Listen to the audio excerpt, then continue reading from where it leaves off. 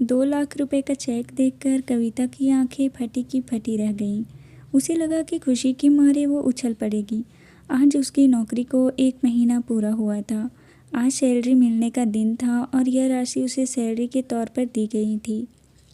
कविता किसी कवि की कल्पना की तरह खूबसूरत तो थी ही, प्रतिभाशाली भी थी, ऊपर से मेहनती।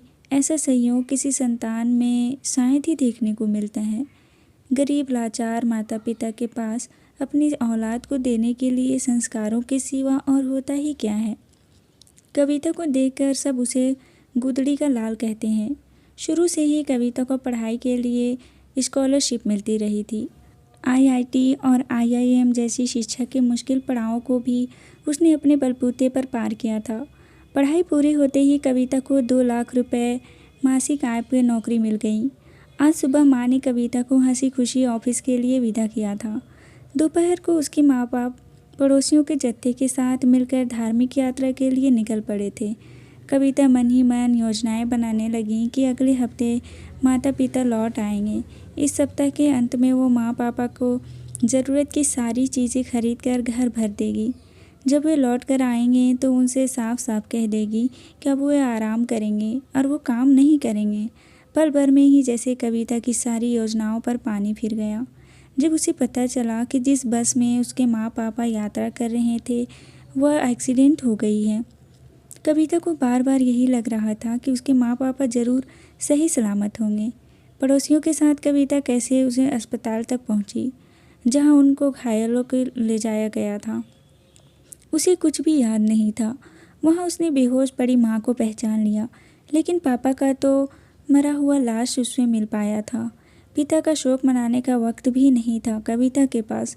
माँ के घायल शरीर को लोगों की मदद से किसी तरह उसने दिल्ली के बड़े अस्पताल और पिता के पार्थिव शरीर को वहीं के शवगृह में पहुंचाया। घर पहुंचते ही जैसे उसके सब्र का बांध टूट पड़ा। वो फूट फूट कर रोने लगी। थोड़ी देर बाद माँ का ख्याल आते ही शरीर की सारी ताकत को बटोर कर वो माँ को देखने अस्पताल पहुंची। माँ को होश आ गया था। उनकी हालत में काफ़ी सुधार लग रहा था, पर यह तो कविता को बाद में पता चला कि यह दीपक के लौ बुझने से पहले का संकेत था। जाते जाते माँ ने उसके जीवन में जुड़ी एक सच्चाई उसे बताकर एक और झटका दे दिया था। माँ ने बताया था कि वो उनकी नहीं बल्कि उमा जी की कोखजई हैं। इस डर से कि उमा जी का वैभव देखकर वो कहीं उन्हें छोड़ ना दे, उमा जी के पास ना चली जाएं, इसलिए उन्होंने अब तक यह बात उससे छिपाई थी। माँ ने किसी डायरी का जिक्र किया था जिसमें उन्होंने सारी बातें लिखी थी। कविता का सिर घूमने लगा।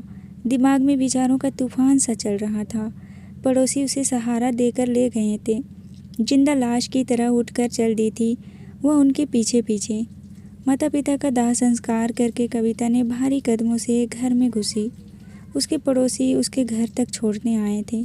फिर धीरे धीरे सब अपने अपने घरों को लौटने लगे। उमा जी भी वहीं थी। सबके घर लौटने के बाद वो धीरे धीरे चलकर कविता के बगल में आकर बैठ गई। कविता उमा जी को जानती थी, पर आज उनका नया पहचान जानकर उसे उनसे बात करने की इच्छा नहीं हुई। कविता को चुप देखकर उमा जी ने कहा, बेटी, माँ ने मेरे बारे में कुछ बताया?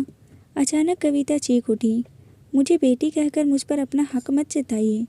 मेरी सिर्फ एक ही माँ थी जो अब इस दुनिया में नहीं है। अब आप कृपा करके मुझे अकेला छोड़ दीजिए। इतना कहकर वो उठ खड़ी हुई। उमा जी भी उठकर अपनी आंखों के कोरों को पोंछती हुई दरवाजे की ओर बढ़ गई। कविता दरवाज़ा बंद करके पलटी। शरीर जैसे बिल्कुल बेजान सा हो गया था। सोफे पर निढाल होकर गिर पड़ी। वहीं पड़े पड़े वे रोने लगी। माँ पापा, आपने ये कैसे सोच लिया कि ऐशो आराम के लालच में आपकी बेटी आपको छोड़कर उमा आंटी के पास चली जाएंगी? आप मुझे मंझधार में छोड़कर चले गए। अब आपकी बेटी आपके बगैर कैसे रहेगी? मुझे भी साथ क्यों नहीं ले लिया? अब किसके लिए कमाऊँ मैं?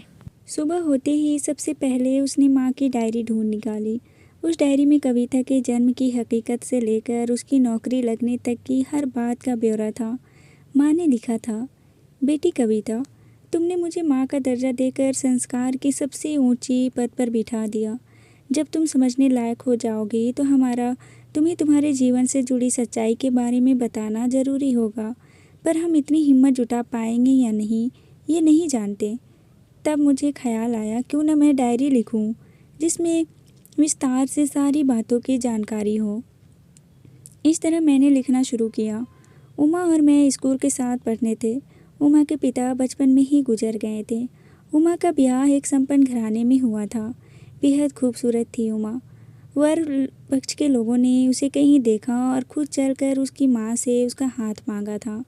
उमा के ससुर गांव के बड़े जमींदार थे और पूरा परिवार वहीं रहते थे। उसके पति अनिल की इसी शहर में कारोबार था। शहर के आलीशान घर में उमा को अपने पति के साथ रहना था। यहाँ तक पढ़ने के बाद कविता सोचने लगी, जब वे लोग इतने अमीर थे तो उमा जी ने मुझे माँ को क्यों दे दिया, या फिर क्या मैं उमा जी का नाजायज़ संतान हूँ। वो फिर से डायरी पढ़ने लगी। ससुराल का वैभव देखकर उमा को अपने आप पर विश्वास नहीं हुआ। वह सोचने लगी कि घर में रोक टोक करने वाला तो कोई नहीं है, वहाँ उसका एक छत्र साम्राज्य होगा। लेकिन जल्दी ही उसका यह भ्रम दूर हो गया, क्योंकि उसे पता चल गया था कि अनिल तो अपनी माँ के हाथ की कठपुतली थे। दूर रहकर भी पूरे घर का संचालन उसकी सास किया करती थी। इस बात की खबर नौकरों को भी थी, इसलिए उस घर में उमा की हैसियत सिर्फ एक शोपीस जितनी ही थी। जब पहली बार उमा को अपनी कोख में किसी जीवन का आभास हुआ तो वो खुशी से झूम उठी कि कोई ऐसा आने वाला है जो उसका अपना होगा। जब यह खुशखबरी उसने अपने पति अनिल को सुनाई तो वो भी खुश दिखे थे। सास तो खबर सुनते ही दौड़ी चली आई थी। वे ही उसे जांच के लिए अस्पताल ले जाया करती थी। 8वां महीना लग गया तो सास ने उमा को बुलाकर कह दिया, बहू तैयारी कर लो, तुम्हारी जचकी गांव में होगी। उमा ने कोई तर्क नहीं किया, क्योंकि उसे पता था कि उसके कोई नहीं सुनेगा। उमा को जिस दिन प्रसव पीड़ा शुरू हुई, दुर्गा दाई को बुला लिया गया। दाई अनुभवी थी। उसकी मदद से बच्चे की जन्म आसानी से हो गई। बच्चे के रोने की आवाज़ सुनकर उमा की ममता जाग उठी। लेकिन बच्चे को नहलाने के लिए लेकर गई हुई दाई वापस नहीं लौटी। ये भी नहीं बताया कि बेटा हुआ है या बेटी। उमा ने जब बच्चे के बारे में पूछा तो सास ने कह दिया कि बच्चा मर गया है। कई दिनों तक उमा को ये मालूम ही नहीं पड़ा कि बच्चा मरा नहीं था, बल्कि मार दिया गया था, क्योंकि उसका दोष यह था कि वो लड़की थी। दूसरी बार जब उमा गर्भवती हुई तो उसने अनिल से कहा कि इस बार जचकी के लिए वो गांव नहीं जाना चाहती। यहाँ शहर में डॉक्टरों की कोई कमी नहीं है। पिछली बार की तरह इस बार भी वो अपने बच्चे को नहीं खोना चाहती। तब जाकर अनिल ने उमा को हकीकत के बारे में बताया था और कहा था, हमारे घर में बेटियां जन्म नहीं लेती, यह हमारी शान के खिलाफ है। सच्चाई जानकर उमा तड़प उठी थी। उसने अनिल से कहा था कि आप लोगों ने ये अच्छा नहीं किया, लड़कियां ही तो बेटों को जन्म देती हैं। इस तरह लड़कियों को ख़त्म किया जाएगा तो संसार में लड़कियां बचेंगी ही नहीं। आप लोगों ने एक मासूम की जान लेकर संगीन जुर्म किया है, पाप किया है, और यह कानून के खिलाफ है। तब अनिल ने भयानक सी हंसी हंसते हुए कहा था, पाप पुण्य और कानून की बातें हमें मत सिखाओ। हमारे खिलाफ जाने वाले को हम नहीं बख्शते। आगे से ऐसी बातें करने की हिम्मत मत करना। उमा समझ गई कि इतने सारे अनाथालय और अस्पतालों को मोटी रकम दान करना सिर्फ दिखावा है। वास्तव में यह लोग इंसान की खाल में छिपे हुए भेड़िए हैं। अपने आप को कोसते हुए उमा इस बार भी बच्चे को जन्म देने के लिए गांव चल पड़ी। इस बार उमा ने बेटे को जन्म दिया, इसलिए सास ने उसकी बलाएं ली। उमा का बेटा 3 साल का हो गया तो उसे अपने गर्भ में फिर किसी हलचल का आभास हुआ। इस बार उमा ने पक्का फैसला कर लिया था कि होने वाला बच्चा अगर बेटी हुई तो उसे हर हालत में बचाना है। उसने सोचा कि लोहे को लोहे से ही काटना होगा। उसने अपने पति और सास को विश्वास दिलाया कि परिवार के रीति रिवाजों का उसे भी ख्याल है। कुदरत ने इस परिवार का कुल दीपक तो उसे दे ही दिया है, इसलिए अगर अब की बार बेटी हुई तो वह जैसी चाहेंगी वैसी करेगी। उमा जैसी सीधी सादी औरत के लिए उन दरिंदों को अपने विश्वास में लेना इतना आसान काम नहीं था, पर एक माँ ने इस मुश्किल काम के लिए एड़ी चोटी का जोर लगा दिया था। धीरे धीरे उसने पति को मना लिया कि बच्चे पैदा करने के लिए गांव जाने के बजाय क्यों ना दाई को यहाँ बुला लिया जाए। जचकी जो वो अस्पताल में ही करवाना चाहती हैं। अगर लड़की हुई तो खुद बच्चे को दाई के हाथों सौंप देंगी। इस बात से किसी को भी कोई ऐतराज़ नहीं था। उमा मुझे समय समय पर फ़ोन करके और कभी कभी माँ के घर आने पर अपने घर की सारी बातें बताया करती थी और कई मामलों में मेरी राय भी लेती थी। मेरी शादी को 7 साल हो गए थे, पर अभी तक मेरी कोई संतान नहीं थी। उस दिन जब उमा मिली तो वो मेरे पास आकर गिड़गिड़ाने लगी, इस बार अगर बेटी पैदा हुई तो मैं उसे गोद ले लूँ। अंधे को और क्या चाहिए, 2 आँखें। लेकिन मैंने एक शर्त रखी, उमा, यह बच्ची सिर्फ मेरी होगी। तुम उससे मिलने या बात करने की कोशिश नहीं करोगी। उसे कभी पता नहीं चलना चाहिए कि तुमने उसे जन्म दिया है। उमा ने सारी शर्तें मान लीं।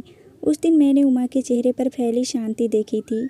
समय आने पर तुम्हें खबर भिजवा दूंगी कहकर चली गई उमा। दाई के आने पर उमा ने धीरे धीरे उसे अपने बस में कर लिया।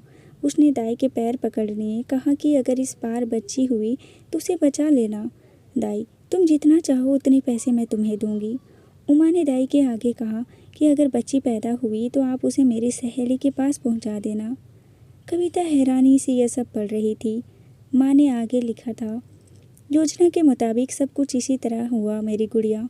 मुझे मिल गई। अपने बच्चे को खुद से अलग करते समय उमा फूट फूट कर रोई थी, पर इस दुख से बढ़कर उन भेड़ियों को मात देकर अपनी बच्ची को जिंदा रख पा लेने का सुख उसे जीने का प्रेरणा दे रहा था। लेकिन उमा में अब उन दरिंदों से लड़ने की ताकत नहीं बची थी। उमा ने अपना ऑपरेशन करवा लिया ताकि अब और वो बच्चे को जन्म देने के काबिल ही ना रहें। उमा ने अपना वादा पूरा किया और दूर से ही तुम्हें फलते फूलते देखकर खुशी से फूले नहीं समाती थी। माएँ ऐसी होती हैं जो अपनी संतान की खुशी में ही खुद को खुश महसूस करती हैं। अब डायरी का सिर्फ आखिरी पन्ना ही बचा था। माँ ने लिखा था, उमा के दुखों का अभी जैसे अंत नहीं हुआ था। उसका बेटा दिन ब दिन बिगड़ता जा रहा था। देर रात गए शराब पीकर घर लौटता। वह टोकती तो पिता और दादी बेटे के ही पक्ष लेते। वे कहते हैं उसका रहन सहन अमीरों जैसा है। जिसने गरीबी में अपना जीवन बिताया वो क्या जाने अमीरों के रंग ढंग। अपने पिता और दादी से शह पाकर वो अपनी माँ को ही अपमान करने लगा। माँ की डायरी पढ़ने के बाद कविता उमा जी के प्रति अपने व्यवहार को सोच सोच कर शर्मिंदगी से भर गई। जिस माँ ने मेरी जान बचाने के लिए क्या कुछ नहीं किया, उसे ही मैं इतनी खरी खोटी सुना दी। धिक्कार है मुझ पर। अब तो पता नहीं मैं उनसे मिल भी पाऊंगी या नहीं। तभी दरवाजे की घंटी की आवाज़ से कविता अपने विचारों की दुनिया से बाहर आई। दरवाज़ा खोला तो देखा उमा जी सहमी सी खड़ी थी। उन्हें देखकर उसे सुखद आश्चर्य हुआ। उसने कहा, माँ अंदर आइए। कविता के मुंह से अपने लिए माँ सुनकर उमा कुछ हैरान सी, कुछ गदगद सी झलक पड़ने को बेताब आंसुओं से मुश्किल से रोकते हुए अंदर आई। कविता ने सबसे पहले उनसे अपने व्यवहार के लिए माफ़ी मांगी, फिर उन्हें माँ की डायरी के बारे में बताया। फिर दोनों ने ढेर सारी बातें की। अंत में जाते जाते उन्होंने कहा, बेटी अब तो तुम्हारे दादाजी भी नहीं रहे, तुम्हारे पिता भी काफ़ी बदल गए हैं। जब मैं उन्हें तुम्हारे बारे में बताऊंगी तो उन्हें अपने किए पर पछतावा ज़रूर होगा। मैं उनसे बात करूंगी, वे तुम्हें ज़रूर अपना लेंगे। अब तुम हमारे साथ आकर रहो। उनकी बातें सुनकर कविता भड़क गई। किस पिता की बात कर रही हैं आप? मेरे पिता तो गुजर गए हैं। जिनकी बात आप कर रही हैं उन्होंने मेरा नामो निशान मिटाने में कोई कसर नहीं छोड़ी थी। अब पछताने पर क्या मैं वापस आ जाऊं? घिन आती है मुझे ऐसे लोगों से जो अपने चेहरे पर मुखौटा पहनकर शरीफ बनने का दावा करते हैं। फिर अपने गुस्से पर काबू पाते हुए कविता ने उमा से कहा, माँ यह आपकी ही हिम्मत है कि आपने सारी ज़िंदगी उन लोगों की गुलामी करने में बिता दी, क्योंकि तब आपके पास कोई सहारा नहीं था। लेकिन अब छोड़िए उन सबको, आ जाइए अपनी बेटी के पास।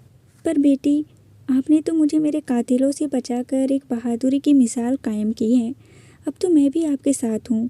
जाइए अपने पति को बता दीजिए कि जिस बच्ची को उन्होंने मारना चाहा था वो जिंदा है और आप आगे की ज़िंदगी उसी के साथ गुजारना चाहती हैं। हाँ, उमा बुदबुदाई। माँ आपकी सेवा करके अपनी ज़िंदगी की इस दूसरी परी में न सिर्फ अपने जीने का मकसद मिलेगा, बल्कि कुछ हद तक उन माता पिता के कर्ज को उतारने का एहसास भी होगा जिन्होंने मुझे पाला पोसा है। चलती हूँ बेटी, अपना ख्याल रखना, कहकर उमा चली गई। घर आकर जब उमा ने सारी बात अपने पति और बेटे को बताई तो वे भड़क उठे। बेटे ने तो साफ साफ कह दिया कि उसकी कोई बहन नहीं है, क्योंकि उसको अपने पिता के संपत्ति का आधा हिस्सा गंवाने का डर था। उमा के पति ने भी कविता को अपनी बेटी मानने से इनकार कर दिया। उन्हें विश्वास नहीं था कि कविता उनकी ही बेटी है। जब उमा ने अपनी बेटी के पास रहने की इजाज़त मांगी तो वे दोनों और भी ज़्यादा भड़क उठे। उमा के पति ने कहा कि उमा की इतनी औकात नहीं कि वो अपने पति और बेटे को छोड़ पाए, और ना ही उस लड़की को इतनी औकात है कि वो अपनी माँ को पाल पाए। यह सुनते ही उमा के सब्र का बांध टूट गया। वह बोली, आज मैं जा रही हूँ उस बेटी के पास जिसे तुमने जन्म लेते ही मिटाना चाहा था। देखो वही बेटी अब तुम्हारे सामने जीती जागती खड़ी है और मुझसे कह रही हैं कि वो मेरी सेवा करेगी। अब तुम चाहे जितना पछताओ, लेकिन याद रखना तुम्हारा गुनाह इतना बड़ा है कि मैं तुम्हें कभी माफ़ नहीं कर सकती। तुम्हारी विरासत अब तुम्हारे बेटे तक सीमित है और मेरी असली विरासत है मेरी बेटी कविता। इधर सारी रात कविता सो नहीं पाई। सुबह कब आँख लग गई उसे पता ही न चला। दरवाजे पर घंटी की आवाज़ सुनकर नींद टूटी। देखा तो माँ दरवाजे पर अपना बैग लिए खड़ी थी। बेटी, मैंने सदा के लिए वो घर छोड़ दिया है, माँ कहकर कविता उनसे लिपट गई। माँ के आ जाने से अपनी ज़िंदगी के इस दूसरे पड़ाव को शुरू करने का कविता को एक नई ही स्फूर्ति का एहसास हो रहा था। उमा जी भी अपनी बेटी के साथ हुए इस पुनर्मिलन से बहुत खुश थे। उनके जीवन का भी दूसरा सुखद अध्याय शुरू होने वाला था।